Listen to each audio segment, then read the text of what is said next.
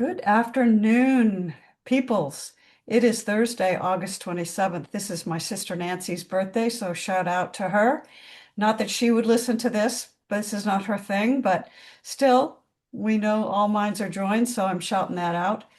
Um, yes, this is an open door and a class that we call, or gathering that we call Finding the Advaita or the Non-Dual in ACIM, A Course in Miracles, where we look for the non-dual teachings of a course, and they're all throughout the Course in Miracles. And we have worked our way, it's taken us a while, but we've worked our way up to chapter 9, page 339. We are on, and we are starting on paragraph 5, just so that you know where we are. And this is the unhealed healer.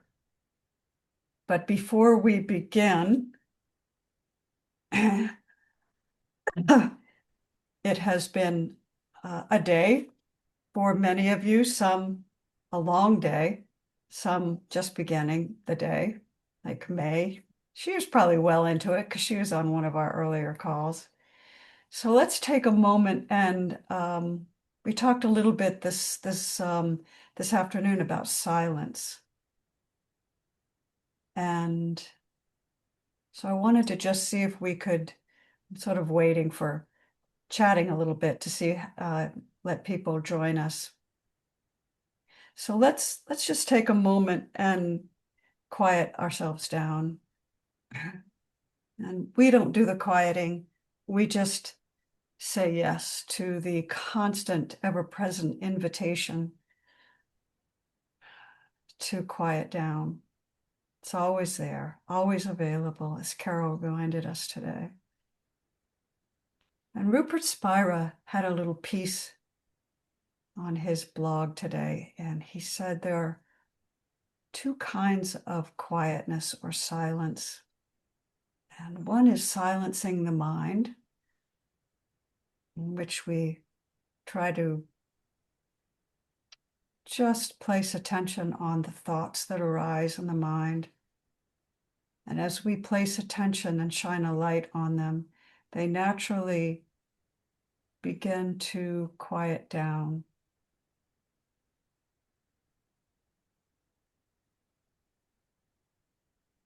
It's almost like cooling down a pot of bubbling water, boiling water. Once we cool it down and start taking the heat out of it, it really, its movement lessens. Oh, excuse my cough. I'm getting over a cold. So we have the silence of the mind. But Spira tells us there's actually a deeper silence, which is the silence of the heart.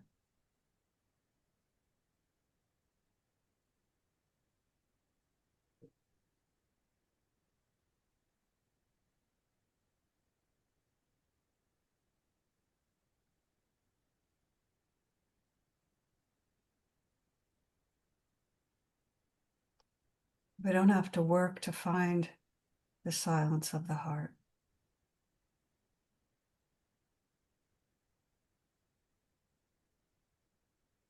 We don't have to worry if it's not available right now.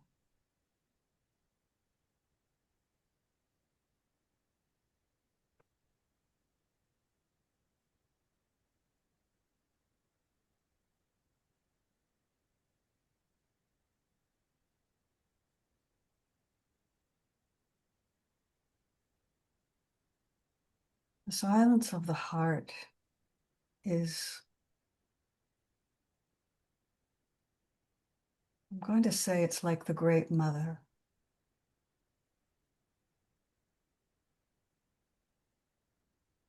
And the Great Mother is a comforter.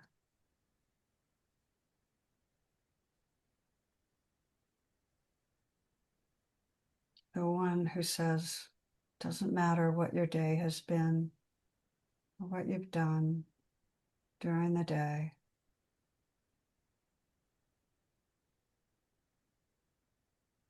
Come on home. The table is set.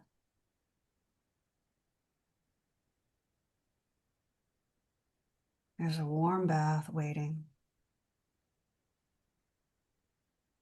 When you walk through the door, all is well.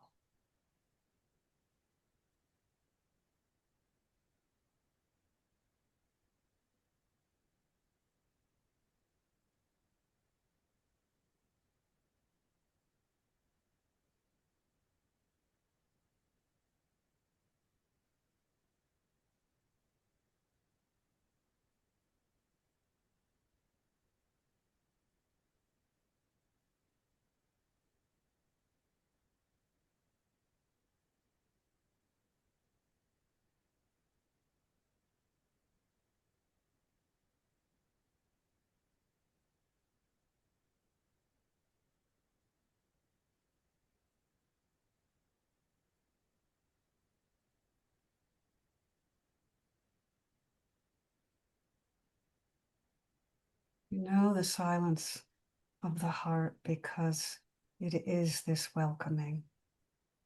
It's gentle,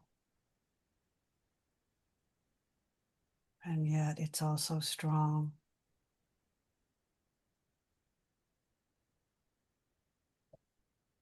It's deep.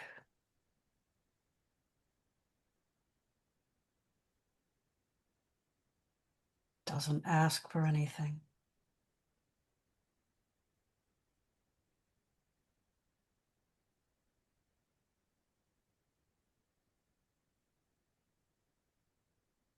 And the more you give yourself to it, the warmer the embrace it gives you.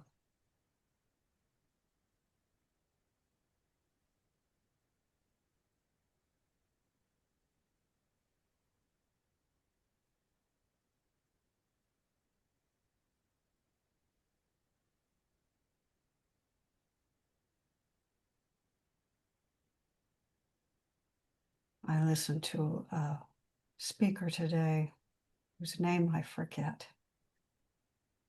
She is one of the leaders of the Yogananda Center out west.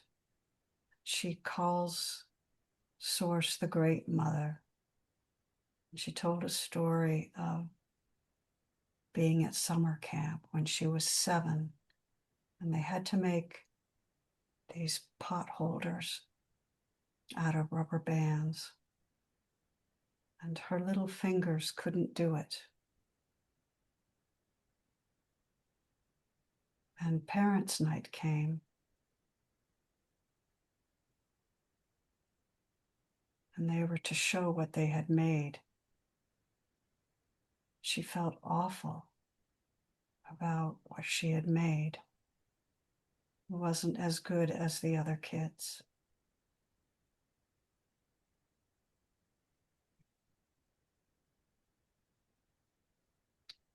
And her parents got to her table, and she was so upset. She told her parents that her creation had fallen. She said it fell.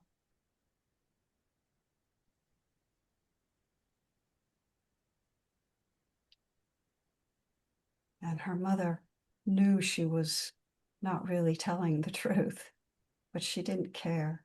She just opened her arms and wrapped her daughter in her arms.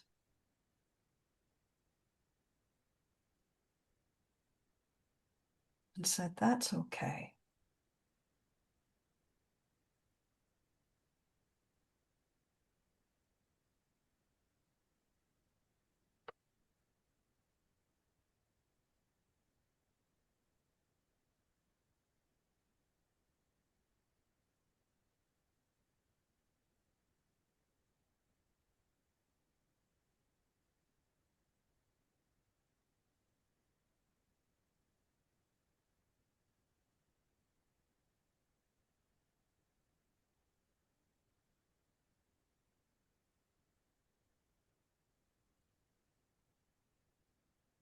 And so, in the spirit that it's all okay,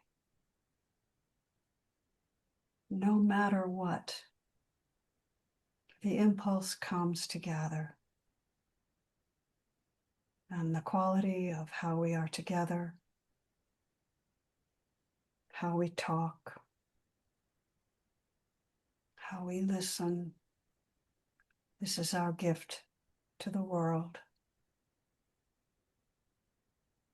The purpose of every gathering is discovered now and now and now in the gathering itself. But it is always to recognize beauty and to love what is beautiful. And so we allow conversation to arise out of every particle, all of it alive. Know yourself now. Welcome to this empty table, a cleared space where something new can happen. When you take the hands of someone you love, what do those hands become?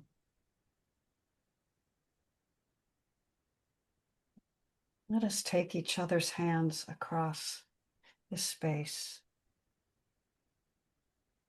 and share what arises out of every particle of our being as we read this channeled work, and look for the hidden gems together.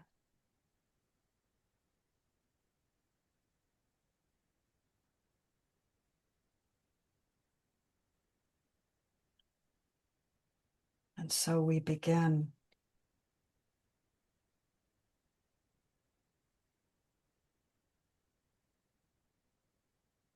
Welcome, everyone.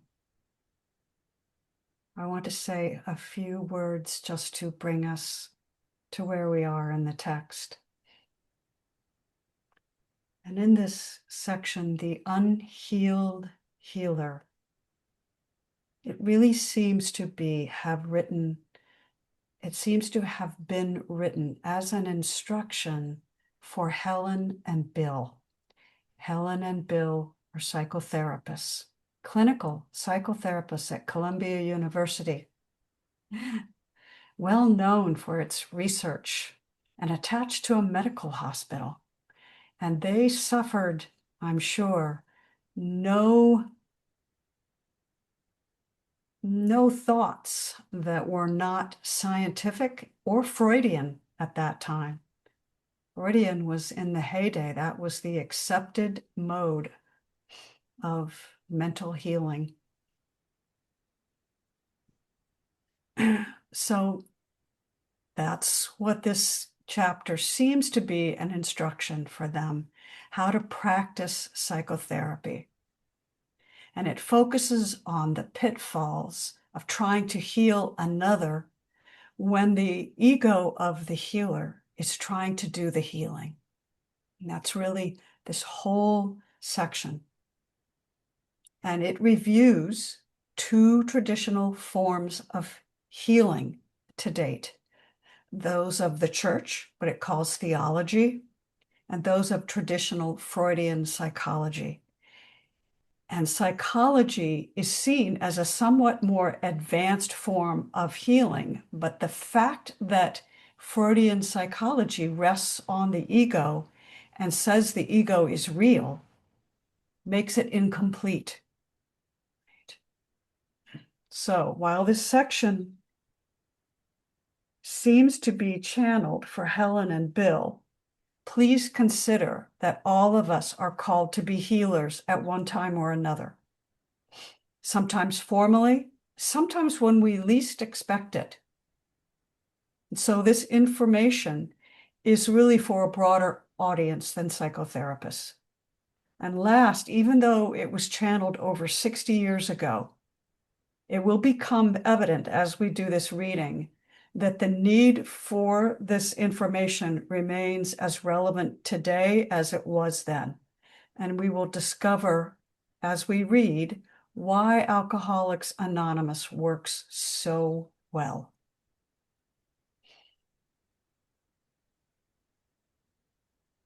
So with that, are we ready to begin? All right. So I'm going to call on people as they are across my screen, and it just so happens that Chuck is first. He always leads us off. Now, there's some language in here that is psychoanalytic. And so I'm going to go back after we read. And if there are any questions or anything, we'll just we can talk about it. But don't worry about it if you don't get it on the first read. Okay. So we're starting on paragraph 4. And Chuck, if you would read 4 and 5. And I want to just say the first sentence says, it's understandable that there's been a revolt against this concept. And the revolt they're talking about is the revolt against theology. It's against the church. Okay. Thank you. All right. So take it away, Chuck. It is understandable that there has been a revolt against this concept, but to revolt against it is still to believe in it. The form of the revolt then is different, but not the content. The new form of the ego's plan is unhelpful as the older one, because form does not matter to the Holy Spirit and therefore does not matter at all. According to the newer forms of the plan, the therapist interprets the ego symbols in the nightmare and uses them to prove the nightmare is real. Having made it real, he then attempts to dispel its effects by deprecating, did I say that right? Depreciating. Depreciating it, thank you. The importance of the dreamer. This would be a healing approach if the dreamer were properly identified as unreal. But if the dreamer is equated with the mind's corrective power through the Holy Spirit is denied. It is noteworthy that this is if I go to the next page, Yeah. is a contradiction even in the ego's own terms, and one which usually does note even in its confusion, if the way to counteract fear is to reduce the importance of the fear, how can this build up ego strength? These perfectly self-evident inconsistencies account for why, except for certain stylized verbal accounts, nobody can explain what happens in psychotherapy. Nothing real does. Okay. All right. Underline, that was my own emphasis on the line. Yeah. Mine too. All right. So let me just go back. Does anybody, let's focus on paragraph 4.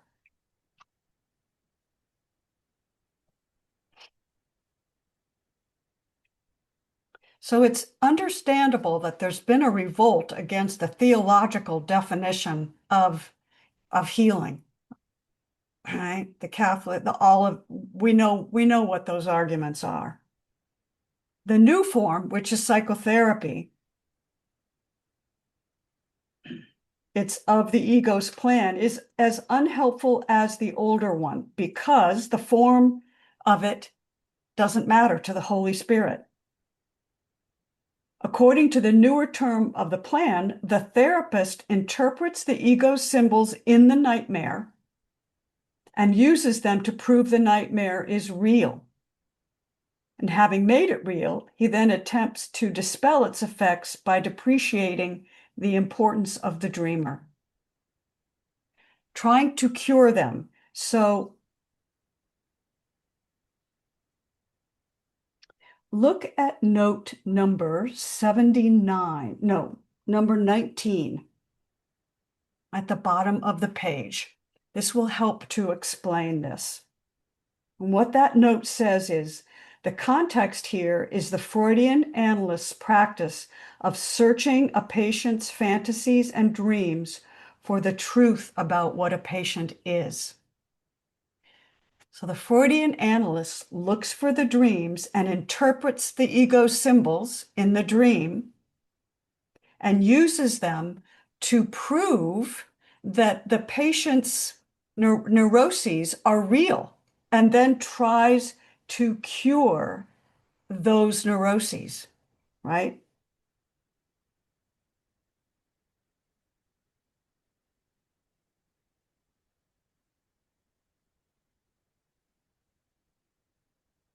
So, Amy, isn't that what we do with the world as itself?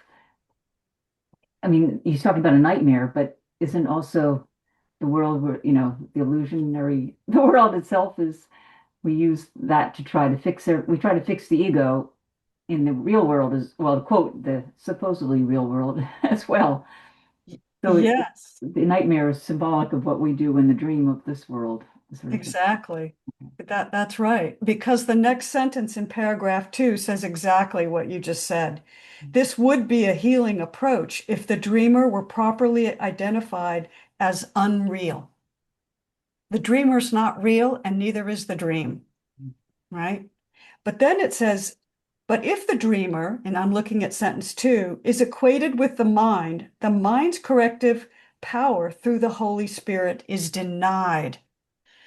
So let's look at number 21. This is the same criticism of Freudian psychoanalysis that Jesus voices in chapter 2, that it tries to relieve the guilt from attack thoughts, a murderous wish, for instance, by depreciating the power of the wish. So the patient is told, in other words, that it's all right to have murderous thoughts as long as you don't act on them. Right? So what this is saying, though, is it is the mind's corrective power through the Holy Spirit is denied because the Freudian analyst is still accepting the egoic version of mind, the small mind, as that which needs to be corrected, rather than directing mind to the one mind, right? Mm. To oneness and to the unreality of the dream at all. And that's what is being said here in these two rather confusing paragraphs. In a way, sometimes it's like trying to get into somebody's dream and fixing it within the dream versus That, waking them up. that is exactly what this is saying, Mel. That's exactly right. Mm. And then it says, I'm looking at sentence 3, it is noteworthy that this is a contradiction of the ego's own terms, and one which it usually does note even in its confusion. If the way to counteract fear is to reduce the importance of the fearer, how can this build up ego strength? And I want to just take us to note 22, because note 22 says, ego strength, in quotes, is a Freudian term for the ego's ability to effectively manage the competing demands of the id, the superego, and external reality. The id in Freudian analysis is sort of the reptilian brain. It's the instinctive brain. Murderous rage comes from the id. And then the superego is that which oversees all of it. It's the moral aspect that judges the judgment, right? And then external reality.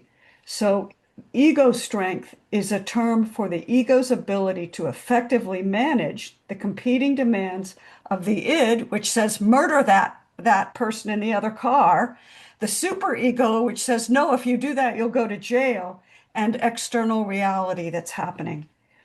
And it says, a person with good ego strength remains in control in the face of inner impulses and outer challenges.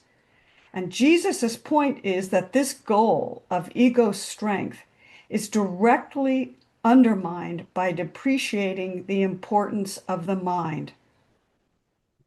Right? So what Freudians are saying is if you have ego strength, you have a mind that can control.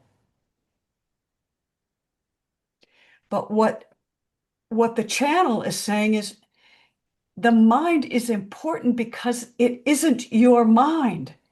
It's not the individual small self's mind. It is mind of God that we tap into. Right. Amy, I don't understand the last sentence there. In the note, Yeah. Jesus's point is that this goal of ego strength is directly undermined by depreciating the importance of the mind. okay, that's what I was trying to, I didn't do that very well. Here's my take on it, but I welcome anyone else.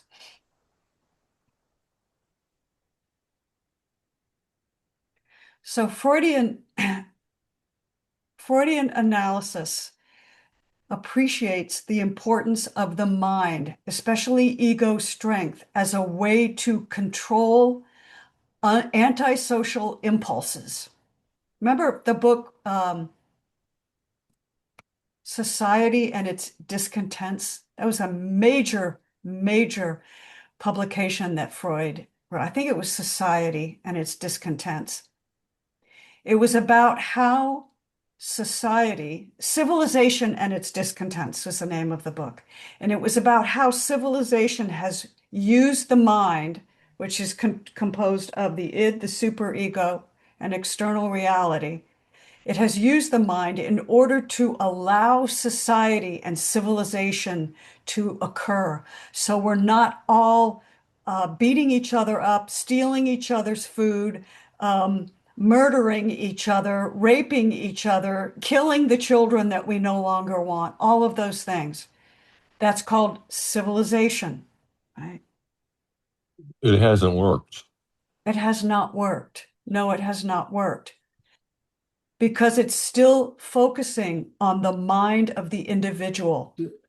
That's what we're identifying as our own, The small mind. the small mind, the body mind identity The that we're body viewing mind. versus the I am that I am. Exactly. Freud never got to the I am that I am. And so he is depreciating the importance of the big mind, Gotcha. right? By focusing on the control aspects of the small mind. And he calls that ego strength. Does that make sense? Okay. And we can spend more time on that, but I think that's pretty good. Yeah, basically Jesus depreciating the small mind. Exactly. Yeah. Yes. Yes. Any other thoughts, Carol? What you got? So is this when they're referring to, when the Course is referring to ego mind versus the higher mind? Oh, that's a great question. I think the answer to that is yes. I Okay. personally find the Course quite confusing when it uses the term mind. I wish it would. Yeah, I know. Sometimes it capitalizes mind, sometimes it doesn't, you know. But yes, I think that's right. Okay. I think we can go with that. Okay. Um, But neither one's is true because one mind. There's only consciousness. there's only that, and there's not a controller of that. There's only that. Or There that is. can, yeah, There's only, yeah. Yes. yeah, okay. Yes. We can say that there is a benevolent intelligence. We could say that. But these are all just words to describe something that not a single person who is on this Zoom call has ever experienced, right? Right. Thanks. Right. So let's just be frank. Yes. Yes. Please. Yes. All right. Trying to understand but it's what we are. It's what we are. We have every right. It's our inheritance. We have every right to be looking at it and to be seeking the experience of it, just knowing through the experience of it. That's the only thing we can do, is know through the experience. Right? So can you imagine how this paragraph was received in the 1960s at 7 a.m. in the morning, when Helen comes in and Bill is typing up her notes and saying, "Holy Batman, if the department head gets a hold of this, we're both fired." Right. So, May, would you read paragraph 6 and 7, please? Thank you. Nothing real has happened to the unhealed healer, and he learns from his own teaching. Because his ego is involved, it always attempts to gain some support from the situation. Seeking to get something for himself, the healer does not know how to give, and consequently cannot share. He cannot correct because he is not working correctively. He believes that it is up to him to teach the patient what is real, but he does not know it himself. What then should happen? When God said, "Let there be light," there was light. Can you find light by analyzing darkness, as the psychotherapist does, or, like the theologian, by acknowledging it in yourself and looking for a distant light to remove it, while emphasizing the distance? Healing is not mysterious. Nothing occurs unless you understand it, since light is understanding. A miserable sinner cannot be healed without magic, and an unimportant mind cannot esteem itself. Both forms of the ego's approach, then, must arrive at an impasse. The characteristic, impossible situation to which the ego always leads.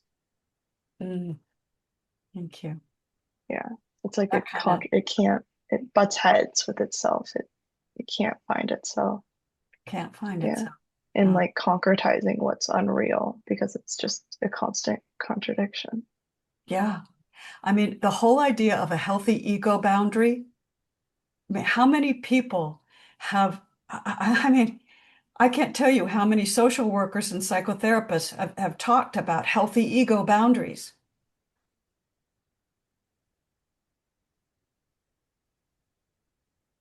When you know yourself divine, you don't need a healthy ego boundary.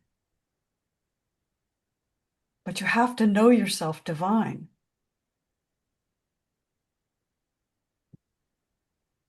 Right. Okay, Mel, you're the next for the next two paragraphs. I was also thinking, like with kids too, you have to build up your self-esteem, you have to build up your ego, your sense of pride, and it's from early ages we're trying to make the ego stronger, or yeah. Yeah, and it's what we talked about today at noon with what was it, Jim Oh yeah, George. George. About, I am my profession. I am my degrees and my licenses and all of those things, right? Yeah. All right. So we've 8 and 9. Okay. It can be helpful to point out to a patient where he is heading, but the point is lost unless he can change his direction. The therapist cannot do this for him, but he also cannot do this for himself.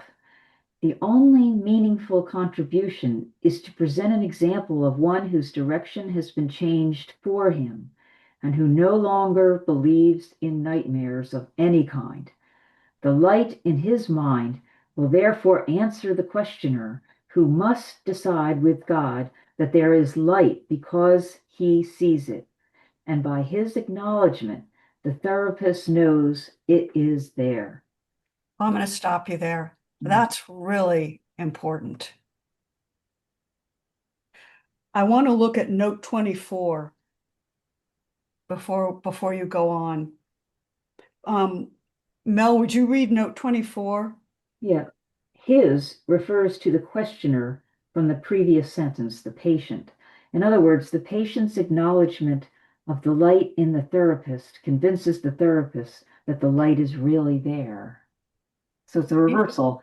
Who's really doing the therapy? Exactly. Exactly. Giving and receiving are the same, Yeah. and you cannot give what you do not have. I remember as a kid, we had a doctor who he was a psychiatrist. He was a doctor and then he became a psychiatrist, but he had so many strange issues going on with him. It was just like the whole example. He was psychiatrist to try to handle himself because he couldn't deal with himself. He became a psychiatrist. So I don't know. It's just, yeah. Yeah, I love the way that paragraph you just read. It says that the healed healer has been healed by something outside him or herself, right? Has been healed by the recognition of their own oneness, their atonement at one-ment, right? Mm. Or the whole I spirit, right? Yeah, thank you. Okay, keep going, baby. Okay. That is how perception ultimately is translated into knowledge. The miracle worker begins by perceiving light and translates his perception into sureness by continually extending it and accepting its acknowledgement. Its effects assure him it is there. The therapist does not heal. He lets healing be. He can point to darkness, but he cannot bring light of himself, for light is not of him, but being for him, it must be for his patient. Wow. Yeah. Well, he's really hitting this They're really hitting it. profession. I mean, yeah, really hitting the profession. They really are. It is amazing that, it's a huge industry. I mean, it's huge and it just, yeah, it's just, And think of all the drugs that we have around it. oh, I mean, that's a whole other thing. All the drugs. Carol, there you And go. yet it is still that which is. It still is the one. It still is God. It's not a Yes, mistake. In reality, it's not an error. yes, So that's right. keeping in context, we're describing what's happening in this dream or temporary experience of being in a world as a separate being. Yeah, that's good. You brought us back to home base. It's all just happening, right? Yeah, it's all happening and it's all okay. Yeah. It's all okay. Right, right. Thank you for that. and it's nice to laugh at it. I mean, when you can view it as you said, then you can see the humor of the insanity of that's just all part of the fun of discovering what's the insanity of it. It's all part of that. That's right. The play of life. That's right. Jerry, you're up next to read, and I can see that you're taking this in. Huh. I understand it. The Holy Spirit is the only therapist. This is number 10. The Holy Spirit is the only therapist. He makes healing Capital perfect. T with a capital T. He makes healing perfectly clear in any situation in which he is the guide. The human therapist can only let him fulfill his function.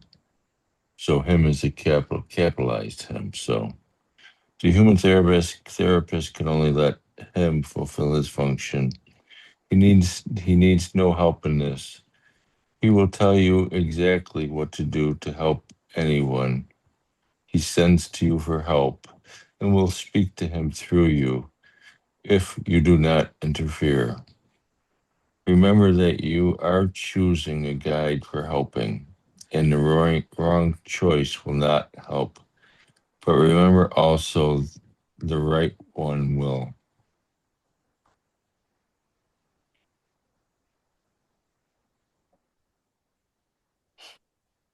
Any thoughts about that paragraph?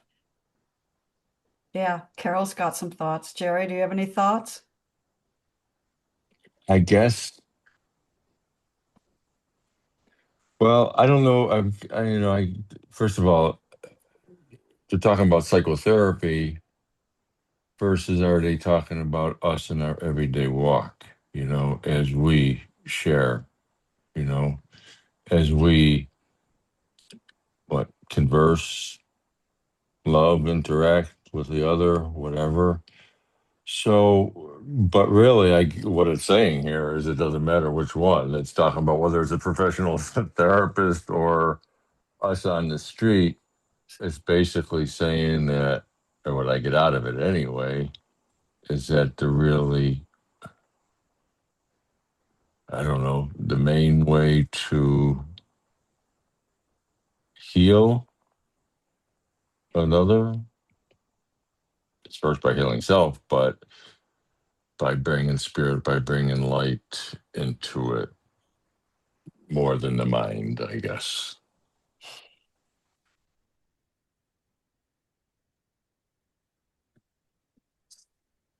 What I read from that is that you get out of the way, right?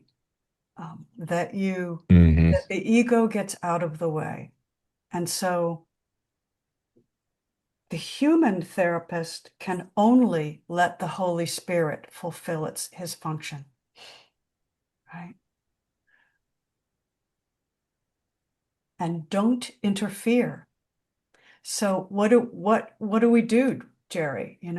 We ask for assistance in the moment. As the moment arises, I'm feeling confused here. Confusion. I'm aware that there's confusion here. Just ask for assistance. I don't know what to do, but the greater mind knows what to do. So I ask, I remember my oneness with everything, so I don't say anything to anyone that I wouldn't want to hear myself. And then I trust. I just trust. And I see how it goes, because this is how, in paragraph 9, perception ultimately is translated into knowledge. The miracle worker begins by perceiving the light, by asking the whole I spirit, and translates the whole I spirit's perception into sureness by continuously extending it and accepting its acknowledgement. And so the more I ask, I don't even need to know what the frig the Holy Spirit is. I don't need to call it that. I could call it the Grand Poobah. I could call it the guide. It doesn't matter. It's the oneness in which I know I am. It is the central awareness in which I am held always, and which I have immediate access to all the time. As soon as I open the door of awareness, it's like, Mom, tell me what to do. And the Great Mother is there because you are her and she is you, right? And she'll say, let the healing be. Let it be, right? Accepting its acknowledgement, the effects assure him it is there, right? Because he cannot bring light to himself, because the light is not of him. It is not of the ego mind, right? But being for him, being for the one who asks and opens to receive the oneness, it has to be for the patient, the one in front of you.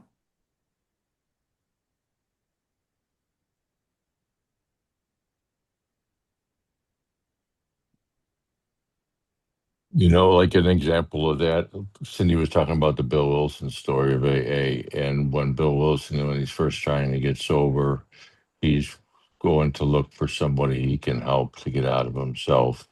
And so he goes into a hospital room to a chronic alcoholic, and the chronic alcoholic looks at him, and he's known him throughout the years, and he says, "Something's different with you, just by looking at him, just by seeing his eyes." So that's what that was talking about. But the question then is, how do we present as that, as the presenter of light? We don't. That's the answer. We don't. Mhm. So when we go into the stillness, as the witnessing awareness, which is the truest we can get to our true nature, we become open, and we are, in essence, fertilized by the oneness. Because we're open to it, that's all we have to do. Don't let the small mind interfere. Don't worry about whether you're succeeding or not succeeding. Just be open, and then guess what? See what happens. Right? That's it. It's so close and so easy that we overlook it all the time. Right? Right. I think that was a great example, Jerry. Thank you for that. Cindy, and then Carol. Thank you, Amy. I'm not going to say anything you haven't already said, but I am going to gift myself with less than 2 minutes of just speaking it into me. Listening to everything, I've come to know that there is a divine benevolent intelligence that sits beyond all sense of separation and is, to use Joel Goldsmith's words, closer than breathing, nearer than hands and feet. Course in Miracles calls it the Holy Spirit. I have come to recognize that for all intents and purposes, working knowledge for me, the egoic thought system, by definition, feeds on this idea of separation, and this divine benevolent intelligence knows that separation is not real. And so any attempt to make an ego healthy is an attempt to feed this idea of surviving in a world of separation, which, according to the Course and my own experience, is simply not true. So the idea of a healthy ego relative to truth is an oxymoron. It doesn't even make any sense. I've come through my own experience, and when I slow down and feel separation causing the contraction, the fear, the worry, and I slow down and I ask for help of this divine benevolent intelligence, by whatever name you call it, help comes. More often than not, there's this sense of relaxation, opening, peace sometimes. And as long as I continue to connect with this understanding that there is this divine benevolent, that's my favorite word for it these days, divine benevolent intelligence that knows me. The guides keep talking about being known, and sees me and is willing to help me, as long as I am willing to let go of the reins and stop like feeding this idea that I'm a problem to solve, then the help comes. I don't, as a separate being, the help is never, I'm not the one giving the help. But as a separate being, I can continually choose to let go and open and allow this divine benevolent intelligence to use me. And it does the healing, and the only thing that it does really is dissolve this belief that I've ever left my source. Thank you, Cindy. And Thank that you for letting we me say all those things. thank you. And we are reminded over and over again that that's the only choice we have. Carol, you're up next.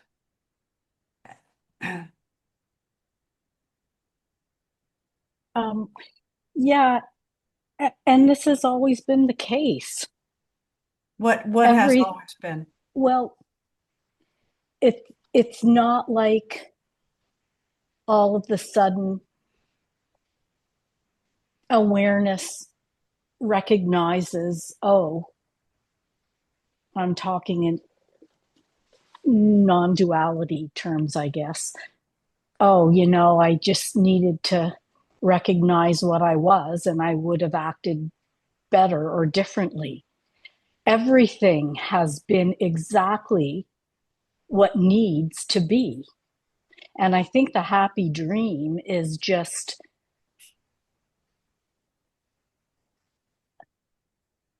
bringing itself to the experience of, oh,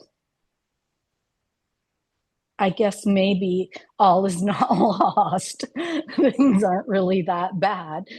And then recognizing, oh, all of this has been just a dream or a temporary experience, but there's nothing to change. It's just the perspective changes when what is recognizes, hey, I don't really know what I'm seeing. Mm-hmm. Mm-hmm. I'm seeing, as Ndago would say, everything is for it. Everything is for all. Everything is for Everything. not to awareness. Everything is for So everything. yes, Yeah. yes. So it's So just recognizing, yeah, when something happens or I may behave in a way that I am thinking, oh, that, I could have been nicer or I blew my top or whatever. And then there's mind comes in and says, oh no, that's not good. Actually, yeah, it is good. Everything is playing out as yeah. it's supposed to play out because I am giving a gift to myself through another body mind by maybe behaving a in a nasty way, and myself in that other body mind will recognize that and go, oh geez, So I in a don't want sense, that. this what we've been reading, I'm sort of paraphrasing Okay. what you just said, if I can. Um, what we've been reading is oneness that has projected itself into the theological world and projected itself into the psychotherapeutic world and is having fun pretending that it's one or the other, and then having fun discovering through psychotherapy that, or through Helen and Bill, that all of it is just itself in a play, in a dream play, having fun, uncovering itself, then covering itself back up again, then uncovering itself, then covering itself back up again. But it's leaving us with this chapter by saying, just remember the oneness. Just remember. Yeah. And then proceed from there, right? It's all going to Yeah. unfold and it's all going to be just fine. Just Yeah, and the remember that. perception may not be great. Like that's the confusion that comes in is that, oh, geez, this didn't work out. And I asked Holy Spirit, and why is like No, no, no. shit hitting That's the fan? no, Well, yeah, there's no questioning. There's just that's as interfering. yeah, it's That's just that I interfering. don't know what anything is for. Yeah, There is the recognition that whatever this is not its full self, whether it recognizes its limitation by recognizing that the mind is a program, or if it recognizes its limitation in the way that infinite can never fully, completely play itself out. And so you're just not seeing all of you. I don't yeah. know if that made Okay. any sense, but I think yeah. so. Mel, can we just read you, Yeah. Jerry, you just read paragraph 10, right? Correct. Would You you let him read finish. Yeah. yeah, would you read paragraph 11 and then Mel, you're up.